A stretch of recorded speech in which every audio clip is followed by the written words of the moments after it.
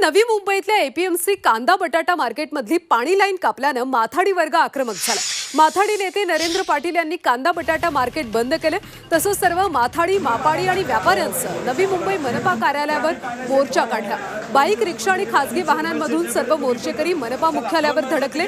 ते मनपा आयुक्तांची भेट घेऊन मार्केटचा पाणी प्रश्न सोडवण्यासाठी प्रयत्न करणार। याबाबत आंदोलकांशी सविस्तर बातचीत केली आमच्या प्रतिनिधी स्वाती नाईक यांनी।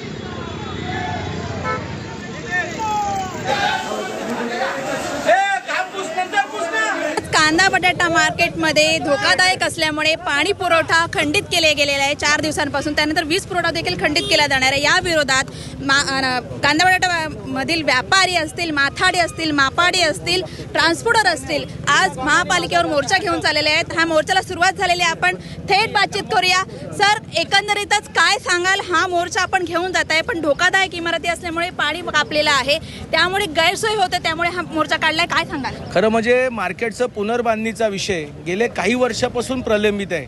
व्यापाऱ्यांची मागणी फार रास्त आहे की आम्ही हे जे रखवलदार आहोत, आम्ही इथे व्यापार वाढवला, आमच्यामुळे बाजारभाव वाढलेले आहेत, आमचा याच्यामध्ये व्यापाऱ्यांचा जास्त फायदा झाला पाहिजे।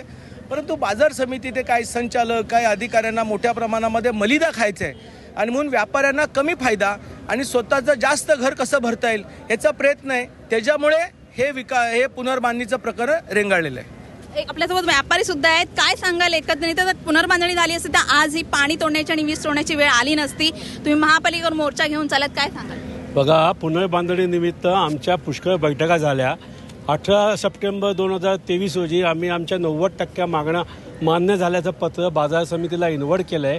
त्याच्यावरती त्यांनी अजून आम्हाला काही पॉझिटिव्हनेस दाखवला नाही आहे आणि एकही प्रश्नाचं आमचं उत्तर देत नाही आहे। जर पाणी जोडलं नाही तर महानगरपालिकेने तर मात्र रस्त्यावर उतरू असा इशारा दिलेला आहे आणि हे सर्व आता कामगार नेते तसंच व्यापारी आणि माथाडी हे पालिकेच्या दिशेने कूच करत आहेत। Swati Naik, Zee media, Navi Mumbai.